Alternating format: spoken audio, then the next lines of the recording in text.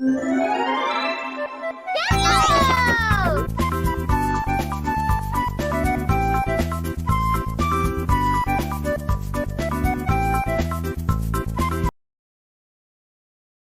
know, it's weird seeing 40k finally be a part of the mainstream and pop culture now. Back in the day, if I asked anyone what Warhammer 40k was, I would get either confused stares, or people thinking I was going to recruit them into a tabletop RPG. I mean, they weren't wrong, but it helped me figure out how to talk about Warhammer 40k to those who either didn't know about it, or were curious and wanted to know. Though one of the games I always suggested to people was Dawn of War, a good aggressive base-building RTS that has tons of mods to make the game, that's 2 decades old, survive the test of time. However, there was also its sequel, Dawn of War 2, a game where the Warhammer fanbase did what it does best. Should we judge him for what he likes? Boy. Yes. Dawn of War 2's development is not well known. Well, at least to me, because I couldn't track down any records of it.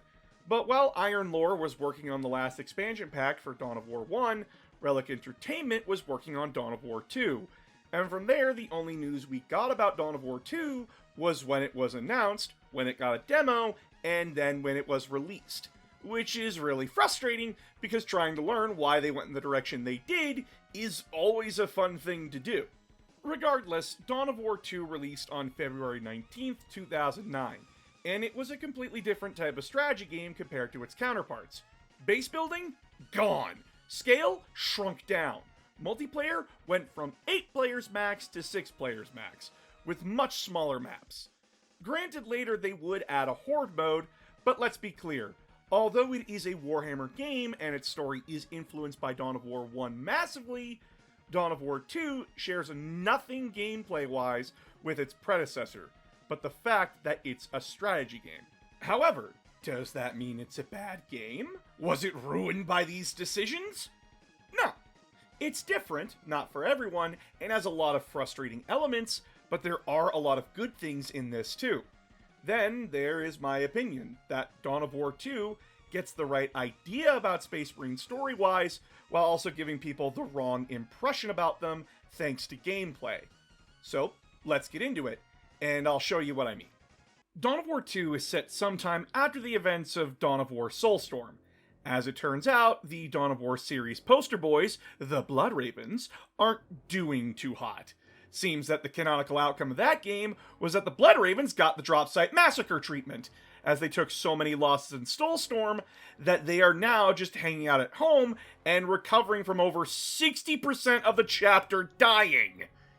Is main character syndrome the only thing saving you guys? So, the Blood Ravens have been spending the past few years recovering from their losses, and staying within the borders of the Aurelian subsector to recruit from the worlds there. However, as this is Warhammer 40k, and we have to kick people when they're down, an orc invasion has come to the Aurelian subsector, because if we need anything to go wrong, orcs are the greatest trash fire to throw into someone's house. Our story begins on the desert world of Calderis, the most successful recruiting world for the Blood Ravens, where we are deployed to the planet's surface to support Captain Davian Thule and...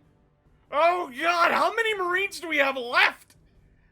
Never mind. This is just how the game is choosing to do things. Okay. We start off with our tactical squad led by Sergeant Tarkus and a force commander that is... us. Yep, we take on the role of the force commander, and we get to name them. So, fun times for us. The mechanics of Dawn of War 2 focus on smaller scale squad-based tactics, wanting our units to use cover and showing us just how outnumbered we are going to be throughout the campaign. We are tasked to regroup with Davian's forces and push the orcs back, which we do through a mix of being a truck and running orcs over, and proving why the grenade stratagem in 10th edition is always worth using. After pushing the orcs back, Davian orders us to push up and figure out how the orcs are getting access to the area. We find the orc leader, who is a mech boy with a truck. Chasing him off, we find out that the orcs are using a cave system to access the area. So by using a well-placed grenade on an ammo dump, we seal off the entrance so the orcs can't use it. With that done, the mission is complete and we are sent back to our ship, showing how the campaign is gonna be played. This is the deployment map, where we get briefed on planetary situations, and we are allowed to prepare our units by giving them equipment, armor, and leveling them up. Yep, Dawn of War 2 has RPG mechanics. Each unit has 4 stat trees: health, melee, range, and will. Each one is pretty self-explanatory, but I'll get to those later as we are deployed to the surface again to assist our 2 new units. When we arrive, we are introduced to our scout squad, and after using them to blow up a garrison structure, we save our devastator squad, which leads us to 2 other mechanics: structures and relays. Structures expand on the cover system, allowing us to put our units inside them to get massive cover bonuses. Granted, there is a downside to it. If enemy units have flamethrowers or toss grenades into structures, units inside take bonus damage, though the same applies to enemy units. Throw an explosive or use flamethrowers, and you can burn out enemy units who are garrisoned inside them. Though, if you do have a situation where units have lost members of their squad, this is where the relays come in. Every map has a set of relays that you can capture, and when squads are down a couple of members, you can bring them over to a relay and wait a few seconds, and that unit will be reinforced. And if you are ever in a bad bind with enemies swarming you, you can hit the fallback button and your units will fall back to the nearest relay, which is great for when you need to get your units reorganized. Using these 2 things, we are able to clear out and secure the hamlet we were deployed to, and are sent back to orbit, where we get 2 new missions. We are tasked with killing 2 orc bosses, known as Skykilla and Gutwrencha. The reason is that orcs are being agitated doing this, and that this isn't any natural law happening on its own. So, while we kill the 2 orc chieftains, Davian is going to investigate what the hell is going on. While we hunt down the 2 orc chieftains, we run into another mechanic: assets. On every mission map, there are 2 buildings you can capture. There are 3 types that can appear: a factory, a comms array, or a shrine, but only 2 will appear per map. Capturing these buildings gives you an additional abilities, and the more you capture, the more you get to use those abilities. Factories give you access to deployable turrets, comms arrays gives you artillery strikes, and shrines give you a Rosarius, which is basically temporary invincibility. However, you can only capture one of these buildings per mission, so you'll have to capture the other building you ignored when you revisit each map later on. But once they are captured permanently, and you won't need to capture them again, at least for now. Once we reach Skykilla and Gutwrencha, we quickly dispatch them, though these boss fights lead to a problem I'll bring up later. We are taken back up to orbit, and the next mission we are assigned is finally tracking down the group that's messing with the orcs. Though we are told Cyrus and his scout squad are being left behind, as the mission will require us to hit hard and stealth is not needed. We hit the ground and kill a few orcs, but also see Eldar, which explains who is causing the problems for us. Before we can chase after them, an orc heavy gun group sets up on the ridge, and before we get to experience what breathing bullets is like, we are saved by our new unit, the assault squad led by Sergeant Thaddeus. Sergeant Thaddeus, reporting for duty, Commander. Did you have a pleasant rest, waiting for the most dramatic moment to strike? Good to see you too, Avitus. With the assault squad now a part of our strike force, we use them to help secure a communications array. Once that's done, we push up to the local mine, where we see the Eldar and orcs fighting, as the mech from earlier yells out that his cyborg eye saw through the deception. The Eldar quickly push the orcs back, but we are able to outflank them and quickly kill their warlock leader. However, before he dies, he gives us a cryptic warning about things to come. Thanks, asshole. The inner machinations of my mind are an enigma. Getting back up into orbit, Davian assigns us to go help with the defenses on the planet Typhon, which is another recruiting world that the orcs and Eldar are attacking. Though there are some hints to that threat the warlock was talking about earlier. We have no time to worry about that though, we gotta do more Space Marine stuff. As we defend Typhon, let's talk about our units and characters a bit more, starting with the Force Commander. The Force Commander is you, character-wise. They are basically whatever you want them to be built into. Although the game does encourage you to make the Force Commander a melee unit, as they can equip all melee weapon types and can only use ranged weapons that are unlocked along the ranged upgrade tree. The Force Commander's main abilities are To Victory and Warcry. To to victory makes the Force Commander Truck-kun, as he steamrolls anyone in his path, while Warcry gives him and friendly units nearby a damage boost, and he becomes temporarily immune to knockback. The Force Commander also gets exclusive items to equip, ranging from Iron Halos, which give him additional damage resistance, a jetpack, which allows him to jump around and disrupt enemy units, a teleporter, which does as it says, and a banner, which grants you the rally ability, which basically just heals and breaks most status conditions on your units. The Force Commander, when built right, is the strongest melee tank in the game, though as I said, you can build him to be a ranged character. It kinda defeats the purpose, as most of his wargear and all of his abilities that aren't on the ranged stat tree push you to be a melee leader unit. Plus, with 3 units already doing the ranged bit, it would make him redundant. Next up is our tactical squad, led by Sergeant Tarkus. Tarkus is a veteran of the chapter and acts as your second in command, giving advice and being somewhat of a mentor to his fellow Marines. His main unit ability is Tactical Advance, which slows his squad down while active, but makes them immune to suppression and reduces the ranged damage they take. Tarkus focuses on being a ranged tank, and although he can be upgraded down the melee path to be a melee tank, it's better if he stays on the ranged path. Tarkus' unit get access to bolters, flamethrowers, and plasma guns. Later, his squad will get 2 additional plasma guns, and if you upgrade his will tree, frag grenades become an energy-based ability, and he can extend out his tactical advance ability to nearby squads, making for an effective and slow-moving castle. Then we have our Devastator squad, led by Sergeant Avidus, a hot-headed and angry leader. He is the one usually boasting and suggesting more direct tactics in battle. Plus, he has a massive hate boner for the Imperial Guard and a general disdain for civilians. Avidus gets access to heavy bolters, rocket launchers, and plasma cannons, with his main ability being Focus Fire. Focus Fire increases the range and fire rate of his unit. The downside to Avidus is that since his units have heavy weapons, they have to take time to set up and tear down their weapons, meaning that positioning and timing are key for their unit. You can upgrade them down their ranged weapon path to eventually get rid of the setup time, though since this is a heavy weapons unit, if you build Avidus into the melee tree, you kinda deserve to see what happens to him. After that is the Scout Squad, led by Sergeant Cyrus, a grim and nihilistic soldier. He is a survivor of the Soulstorm campaign, and it clearly has shaped his more recent behavior in this campaign. He has a morbid and dark viewpoint of the world, but his job is to train scouts for the chapter. His squad gets bolters, flamethrowers, shotguns, and snipers. His main ability is Infiltrate, letting him and his squad go invisible so long as they have energy to do so. The Scout Squad at first seems like the squishiest unit in your strike force, and they are, but Cyrus and his scouts are also the most dangerous unit in your force when used right. Hell, if you get the hang of their infiltrate ability, along with the unique explosive wargear they get, including the satchel charge and remote detonators, they can practically clean up entire maps by themselves. Hell, give him a sniper and train him down the ranged path, and he gets a one-shot, one-kill ability, letting him kill most targets and deal huge chunks of health on bosses. Cyrus is terrifying, but what can you expect from a veteran of the Death Watch?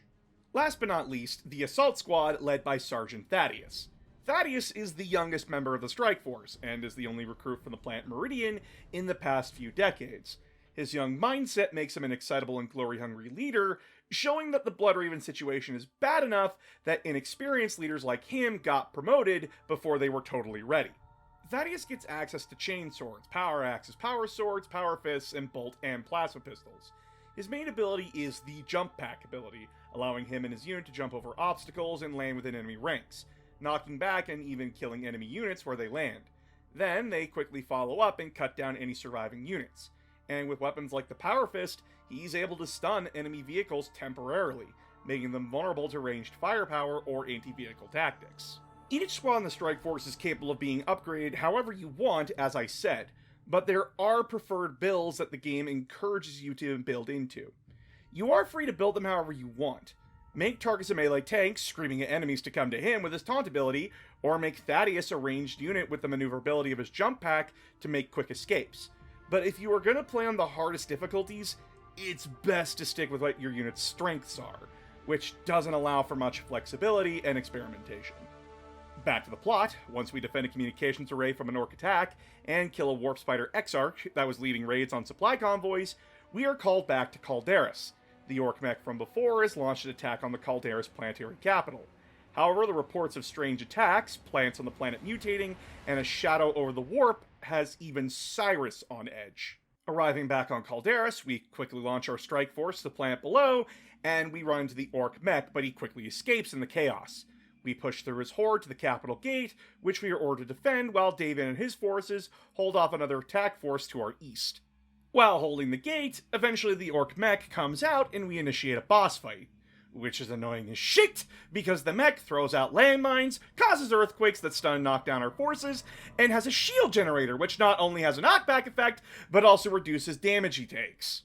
We do, eventually, overcome the mech and secure the capital, but Davian contacts all forces on the ground and orders us to quickly flee the planet, as a new enemy force is attacking all positions. However, we quickly redeploy our forces to go assist Davian and his troops, only to find the new enemy is Tyranids. The Tyranids quickly establish themselves by killing the remaining orcs in the area, then moving to overwhelm Davian's position. And before we could reach him, a Tyranid warrior is deployed onto the battlefield, jumping over to Davian and mortally wounding him. Pushing through the horde, we are able to rescue Davian, but it's a hollow victory as the Tyranids have come to consume the whole sector. And the first part of the campaign is done. Once we are back aboard our strike cruiser, we are informed by our apothecary Gordian and our tech marine Martellus that the situation is grim. Davian right now is in stasis to stop the poison that's killing him, and Martellus tells us that he is trying to raise the chapter fleet to assist us. But while we wait, we are to head back to Typhon and stop an Eldar raiding force led by a ranger. When we reach Typhon, we are greeted by our good old pal and Bloodraven main character, Gabriel Angelos, who informs us that the fleet is en route, but it's weeks away, and that we are tasked with the defense of the system with whatever forces we have left, basically giving us complete control over the defenses of the system, which means, to my horror, I am now in but a 0.00 whatever percent of that, the responsibility that Gulliman has in modern 40k. While wiping out the Eldar raiding party, we do learn why the Eldar were stirring up the orcs, as Cyrus points out that a full orc Wa is actually not a bad plan to slow the Tyranids down. Which, with the recent events in 40k, no actually, it's a terrible plan! Still, doesn't really matter, because this is on the Bloodraven's recruiting worlds, and they can't afford to lose them. Once we get back to the ship, Gabriel authorizes us to travel to the system's capital world of Meridian. The forges there can be used to create a special biotoxin that we can use to poison the Tyranids, though we are warned that we will most likely face bureaucratic resistance. And yeah, that pretty much happens as soon as we get to the hive world. We get stonewalled by Administrator DeRosa, who says that those forges are on a tight schedule, though she says that her and the planetary governor can manipulate the schedules if we help with the Eldar raiders currently attacking Meridian. So we deploy down to Meridian to hunt down Eldar Grav Tank, giving us our third and final biome type we'll be fighting into the rest of the campaign. Which, yeah, get used to it, because for the rest of the campaign, we'll be fighting in the same 4 maps on each planet, unless it's a story-driven mission. Which, oh boy, do I have complaints later. But for now, we destroy the Eldar raiders, and when we get back, we are basically given 3 objectives. 1, hunt down a special Tyranid gene sample so we can use that to create the poison.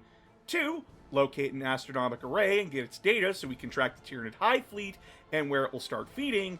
And 3, secure Meridian and get access to Angel Forge. And Meridian is reporting that there is no Tyranid presence on the planet.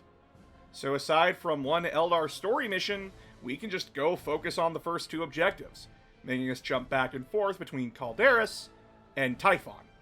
Luckily for us, the sample we need appears to be on the same Tyranid warrior that wounded Davian, so not only can we get the much-needed genetic sample, we can probably use that sample to make a cure for the poison-killing Davian as well. So we quickly deploy and fight the bugs for the first time. Tyranids are rather tricky to deal with. They have tons of swarms dedicated to knocking you down, tying up your ranged units, and overall just be annoying while the bigger bugs hang in the back or wait for the opportune time to strike and jump into the fray. But there is a massive weakness that Tyranids have.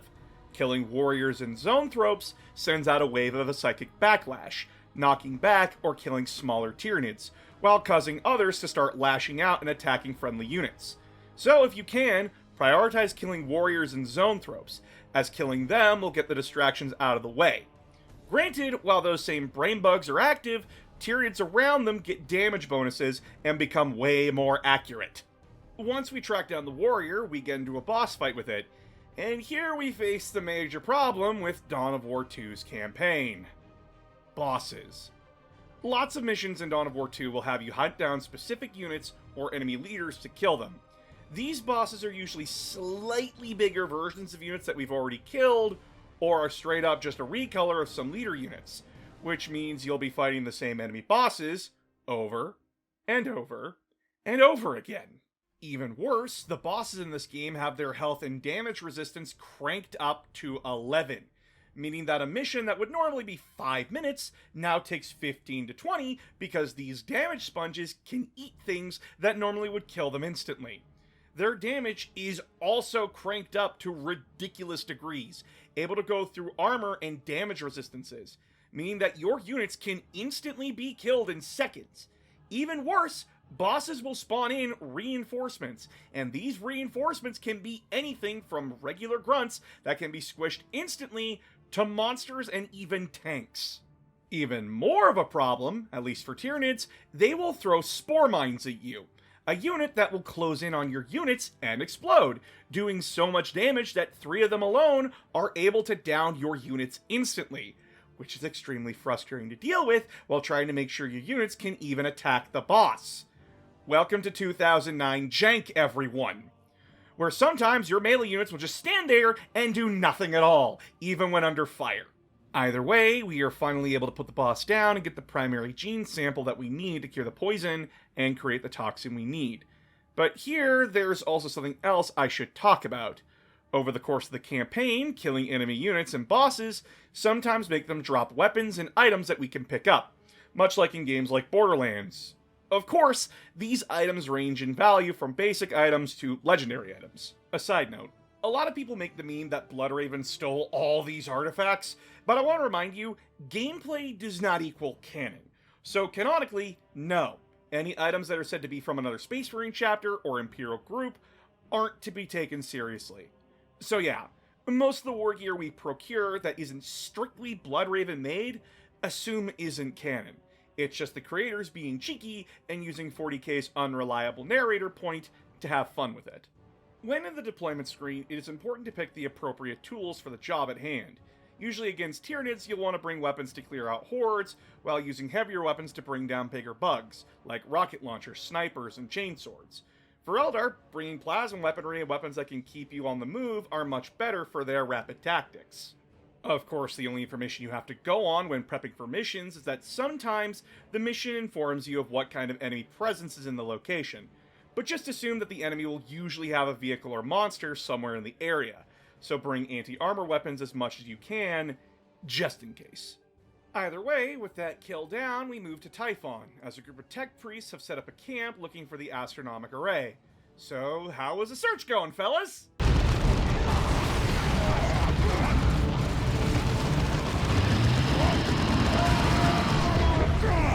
I found that! It got through me plating! Oh, what's me guts doing way over there? The orc is dead, but the damage is done. The base camp is in ruins and the tech priest's dead. So things are going normally. Got it. So as the nature of the universe goes, if something good happens, something has to come and fuck it up. So the orcs not only killed the tech priests, but they also stole the data that contains the location of the astronomic array, and the asshole who knows where it is went back to Calderis. Which means I have to go back there. Just stop doing stuff! Before I go back to my desert prison, another mission popped up on Typhon. A story mission where we are deployed down to the planet to get samples from the primary Tyranid hive on the ground, which allows us to finally be able to synthesize a cure for Davian. But after we deal with the breathing and fucking spore mines and gaunts, our extraction zone is right in the middle of a Tyranid nest. So obviously nothing can go wrong destroying all those nests. Last.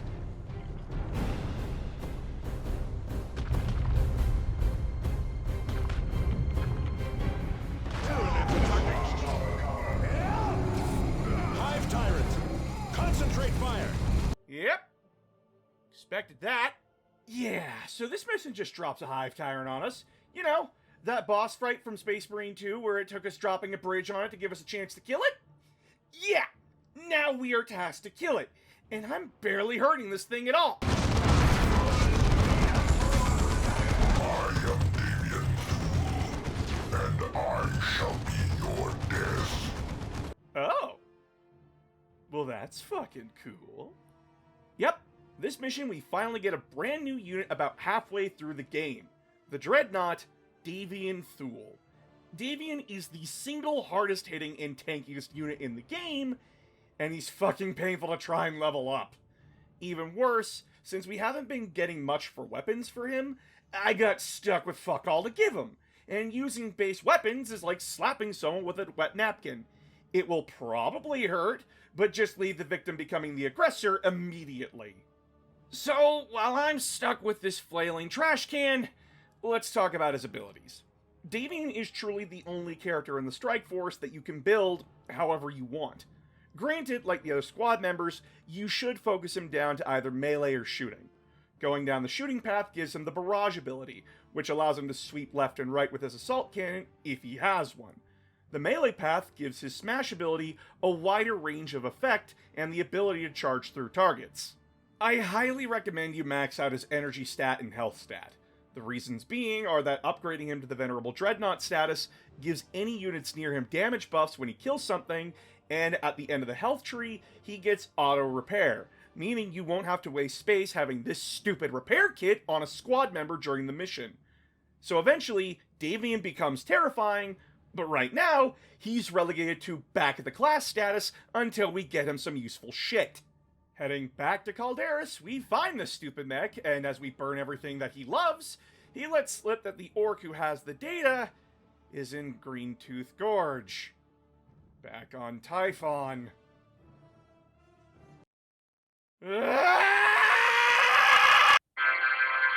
Back to fucking Typhon, we find the orc camp in Greentooth Gorge, which is just the Tech Priest base camp map.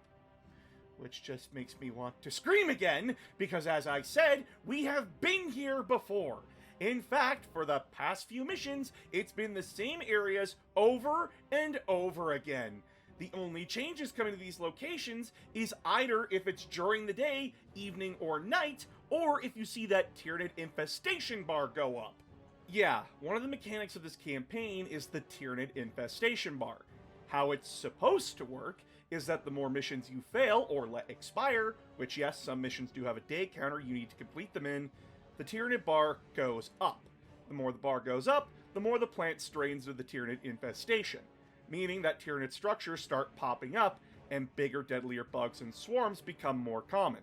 However, you reduce infestation by completing missions and securing shrines, which, unless you're playing on Primarch difficulty, or are literally brand new to strategy games and their mechanics, you will most likely never see these physical changes, because unlike most 40k commanders in the fluff, I actually know how to not screw myself over. Which only compounds the issue, because unless you are choosing to lose, the maps you fight on literally never change. The only time you do unique missions and maps is when the mission is highlighted in purple, which, yes, these areas are refreshing, but just to point out for Calderis, we returned to this place 3 times! You can see the previous mission areas you fought in by literally just moving the camera over there.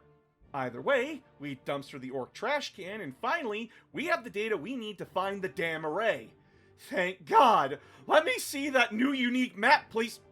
It's the same goddamn boss fight I literally just did! Yeah. We arrive in the area of the astronomic array, and after pushing through orcs and Tyranids, having a good time, and making sure the trash knew its fucking place, we get to a gate, and while opening it, a Tyranid lictor jumps out, kills one of our squad mates, and then runs away like a Twitter troll who just thought he did something clever. not understanding that I'm dead inside already and that there's a relay on the other side of the bridge. So I couldn't care less. Once we do get to the array... Orc looters! Check on the array, quickly. Are you seeing this, Tech Marine? Yes, and it is no welcome sight. The orcs have removed a key power coupling. You must recover that coupling. I love this stupid gimmick so much! Yeah, the mission has you play a guessing game where you chase down the mechs. They will throw their special units at you to slow you down, but it's the same special units you've murdered hundreds of times now. Then it's just killing the mech, seeing if that one had the coupling, then moving on to the next if he didn't. It's RNG, so sometimes you're lucky and get it on the first try, sometimes you're lucky as shit, and you waste time going through all three. Once we get the coupling back, we get the array activated, and we finally have the data we need. But the array also tells us where the lictor from earlier is hiding. Now, Cyrus does point out that we don't have to do this fight, and we can just leave as it will cost us time. Which, yes, the game does reward you extra XP for completing missions under a time limit, keeping units alive, and how many things you kill. But fuck you, it's a boss and offers an XP bonus anyway, so we're doing it. Finding the lictor... Holy shit, its health is dropping like crazy. And it just fled? And healed? Oh my god. A boss with a unique gimmick?! That's great. Look, we're all very happy for you, but please stop calling... Yeah, sure, it's the annoying hide and heal gimmick that makes any RPG player keel over in non-flashbacks, but it's better than what we've gotten so far. The only way to stop the lictor from healing is to destroy the foliage around the arena. So do that, and the lictor eventually won't have a way to heal, and then you can dumpster it real quick. Once we get back to the ship, since I completed all the missions on Calderis and Typhon, the only thing left to do is Meridian. And it's just how I left it.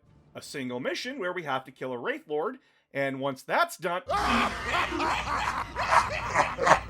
swear to God, the only reason humanity is still alive in 40k is because we're fucking everywhere! Because God has cursed me for my hubris, and my work is never finished. Turns out that the Eldar wraithlord we just murdered was conducting a ritual to hide the hive fleet that was all over Meridian. And since we killed it, the Tyranids just did an instant transmission and popped up all over Meridian. The Administrator begs us to help defend the planet, so prepare yourself, we are gonna be here a while. As we defend places of interest and hunt down specific targets, eventually a mission opens up where we hunt down the Eldar leader, Idranel, a Farseer who has been running around doing stuff. Either way, she's gotta die, because her operations are actively fucking with the defenses of Meridian, and here is where I'm going to lose my fucking mind, because the Warlock unit is the single most annoying unit in this game. Let's discuss damage quickly. Damage is usually reduced by your armor and any damage resistance buffs your units have on them. However, this is for weapons that are physical guns and melee weapons. Eldar Warlocks, understandably, have psychic attacks, and those attacks ignore armor and damage resistance. So you can have the best armor and fairly decent damage resistant buffs, only for 3 nerds to come out, use Vicious Mockery and Palpatine memes, and just instantly down your units. And if not that, they have an ungodly amount of knockback. I kid you not, there are moments where one of your units will just get stun-locked because one Warlock unit just will hang out in cover while the other units jump into your units and knock them down. Good fucking luck if that happens. Note, we have no way to counter that, aside from being smarter than them and either cheesing them back with artillery barrages or using Thaddeus to give them a taste of their own medicine. But fighting our way through that hell, we encounter Idranel and begin a boss fight.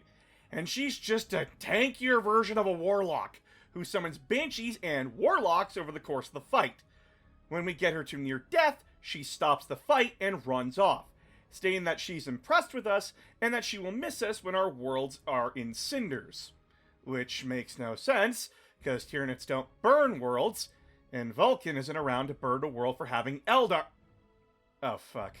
So, once you do Idranel's fight, the main Meridian mission opens up, as Administrator DeRosa reveals that she actually has been on your side the whole time, and desperately trying to get us access to Angel Forge, but was stalled by the planetary governor being a dickhead.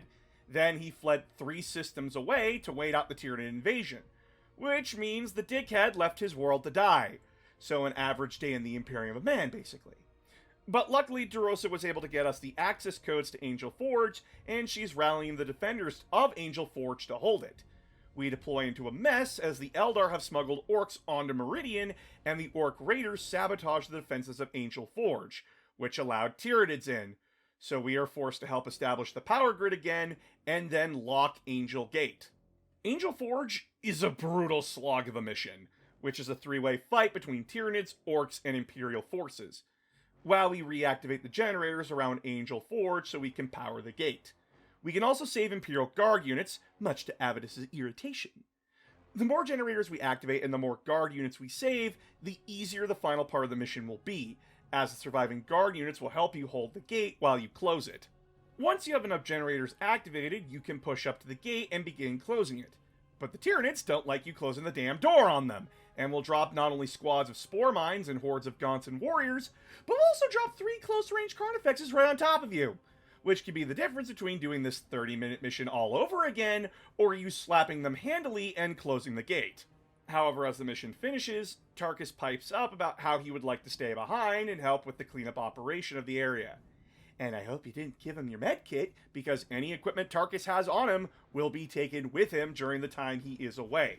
So I hope you didn't give him something that was extremely helpful, since if you haven't been completing enough missions, you'll be forced to deal with those missions without Tarkus and his stuff until you do the next story mission. Luckily, since I did everything before we got here, the next story mission opens up. Tarkus reports that orc raiders are heading for the storehouses outside Angel Gate, and DeRosa is worried because it was the governor's private storage units, and she has 0 clue what's in them. So we deploy back to Angel Forge and move to the storehouses, recapturing them from orc raiders and finding out that Bloodraven equipment and relics are inside the storehouses. What? Yeah. Somehow the planetary governor of Meridian was able to steal from the Bloodravens. So we are tasked with defending the storehouse from an orc tank who instant kills my Dreadnought by simply pushing gently against him. The fuck? This game is fair as But as we defend the storehouses, idranel and her strike force begin their attack on Angel Gate, smashing the gate open and driving towards the forge, and Tarkus stays behind while we go to stop idranel. Fighting our way through the Eldar, we find out that idranel was given the plans to the forge, probably by the governor, and she plans to cause a meltdown in Angel Forge, which will kill the Hive fleet in orbit, but also, destroy all of Meridian, so we can't let that happen. Pushing through the last of the Eldar defenses, we reach idranel and begin our final battle, with a capturable factory right beside her. Which means this boss fight is a total fucking joke, because the factory heals your Dreadnought and acts as a constant reinforcement point for your units. Halfway through the fight, idranel will summon wraithlords, but we also get the big reveal. Terminator Tarkus. Yep, in the center of the collection was a set of Terminator armor, and Tarkus donned it to come and assist us after securing the storage facility. With his help, we are finally able to kill idranel, in a cutscene where I drop a drop pod into the arena, and since cutscenes are done in the engine, well, have fun not seeing Tarkus comedically punch idranel to kill her. After killing idranel and stopping the meltdown, we finally have everything we need to take on the Tyranids, which leads us out of the Meridian arc and into the final part of the game. With all of our objectives complete, we are ordered by Gabriel to hold the system until the Liberation Fleet arrives, which means completing additional missions, leveling up your units to max of level 20, and preparing for the final battle. During this final part, while we wait for the fleet, we are given 2 major missions, killing the orc war boss Bone Smasher, and killing the Avatar of Cain. These missions will reward us with 2 more sets of Terminator armor, which I highly recommend you do, because Terminator armor given to Avidus and Thaddeus makes them extremely useful, as Avidus, Tarkus, and Thaddeus get access to Stormbolters, heavy flamethrowers, assault cannons, and thunderhammers. Now, you could give the Force Commander Terminator armor, but it's pointless because by wearing Terminator armor, you can't equip any Commander gear unless it's a personal teleporter. So, keep the Commander in regular armor. Something that I'd also like to point out that I enjoy about this game is the characters. I haven't talked about them much, but it's in this final area of the game where your squads will have more chances to talk and explore their personalities, whether it be your sergeants bickering, reminiscing about past battles, or one really good conversation where Thaddeus is realizing that he is losing his humanity with his fellow sergeants encouraging it. Really helps give these guys character where we had very little in this game series. Granted, the game can just miss these conversations entirely, because they are random and can be missed. You can miss the fact that Targus and Avidus fought on Cronus during Dark Crusade, or you can just miss the fact that Cyrus was one of the few survivors from Soulstorm, or miss conversations about how battles played out in the Dawn of War series, which sucks, because this can mean you either get something out of the characters, or you could have your squad leaders be fucking caricatures with no depth if you get unlucky with RNG. However, after a little bit of doing these extra missions, Gabriel will contact you one more time to reveal that, yeah, the fleet isn't going to make it. They are trapped in the warp and their last astropath is currently dying trying to get the message to you. So we are tasked with a suicidal final mission. It's basically guaranteed that none of us are coming back from it. The plan comes down to Apothecary Gordian using our strike cruiser to hold off the Hive fleet, while our strike force deploys to the surface with Imperial Guard volunteers from Angel Forge, with Martellus hanging out in the Thunderhawk flying over the battlefield to drop in turrets to help with our mission. Before you go into this mission, you are allowed to mop up any missions left over and get weapons or items you want or need. So do those first, because the game will not bring you back to the deployment map once you go to the final mission. So if you are going in, make sure you have everything you want and need, because this is the final mission. Once you get everything ready, we deploy to the final mission, and shit is already bad. The area is completely overrun with Tyranid hives, nests, and towers that are going to feed the fleet the biomass captured from Typhon. However, we are going to use this to our advantage. We are tasked to find major veins that the towers use to feed the hive fleet and administer our poison into them. Then hold the line until the poison is fully administered.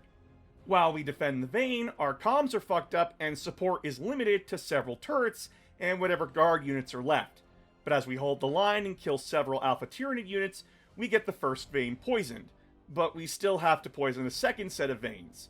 While we push to the next area, Gordian contacts us one last time, saying he is self-destructing our ship, and the last of our strike force deploys to come help us, as they had no choice. So, we have everyone here, and we can finally bring our full power to bear as all of our units are on the ground. Although it is annoying that we don't get the last 2 units' health bars on the right side. Regardless, while using everyone, we are able to hold off the Tyranid hordes until the poison is fully administered. However, once we are done, we don't have anywhere to fall back to. Martellus' Thunderhawk got shot down, and without the Armageddon in orbit, we are stranded as the hives on the ground launch a counterattack to at least take us down with them. So the objective becomes to kill as many as the bugs as we can, while the Tyranids throw everything and the kitchen sink at us and the surviving guardsmen, until orbital bombardments come down, and Gabriel Angelos contacts us, telling us that the fleet has arrived and dropped a spread of beacons. We move to secure the beacon closest to us. When we secure the beacon, Gabriel and his strike force deploy, and we get access to the last unit for the final battle. Gabriel. Oh boy, if we're getting this super unit for the final battle, the final boss must be a damn challenge. Might be a Trigon Prime. Oh, how about a Swarmlord? Oh, maybe a Biotitan. The map is big enough for one. Are you fucking kidding me? Yeah. The final boss is the same hive tyrant we have killed 100 times now. Made even easier as Gabriel gives us increased damage resistance, damage buffs, and can sunder the boss's armor and damage resistance, meaning that this boss fight lasts barely 30 seconds. The only reason my Force Commander got down here was because I was being cheeky and getting footage of the Tyrant walking out. However, with the death of the Alpha Tyrant, the Tyranid Hive fleet being poisoned, and the Tyranids losing cohesion, the Liberation fleet moves in to strike the killing blow, and our forces finally get to rest. And after we get our final campaign score, the game is done. And that's Dawn of War 2. Yeah, this game did split the fanbase down the middle, and I can see why with the complaints I made during the campaign. But despite those complaints, the game is fun. Yeah, sure, it makes Marines look overpowered when they clearly aren't, and the fact the game difficulty can spike in places, and bosses are extremely annoying damage sponges with instant kill attacks, but the rest of the game is extremely fun. Seeing your units progress, being invested in the story as you are the only one holding the line, getting fun and interesting Marines to play with and listen to, the music being damn good, and genuinely some very fun gameplay and mechanics in battle, and the game actively encourages you to try new things and learn different tactics to handle enemies. Though, much like its predecessor, this wasn't the end of Dawn of War 2. It would get 2 more expansions later on, which we'll cover at a later date. But in the meantime, I have some general announcements. I apologize for the slowness of my uploads to Patreon and YouTube. Recently, my family dog passed away, and I've been taking time to process that. As well, I'm planning a trip to the Warhammer Open Tournament in Edmonton for June, and as of this video's scripting, planning out and then participating at another locals tournament to prepare and practice for the bigger tournament in June, and get another tournament video out to you guys since you seem to enjoy them a lot. I do have a lot on my plate, and I am sorry for the slowness. If you wish to make things easier on me, subscribe to the channel and sharing my videos really helps. As well, consider joining the Patreon. I even have a goal still that I will review Fire Warrior and stream it live for all of you if we reach 15k subs here on YouTube, or a collective donation between Twitch and YouTube on streams of 2k. If about 2,000 of you donate $1, that will instantly get the goal and make me suffer. As well, I also edit for other creators now, which means it eats up my time more for myself. But if I can make funny videos for my fellow creators and friends while also providing for my family in these hard times, yeah, I'm gonna do it. Thank you so much for watching, and when we come back, we will be dealing with the corruption at the very heart of the Blood Ravens, and maybe some other less serious topics. I'll see you all next time.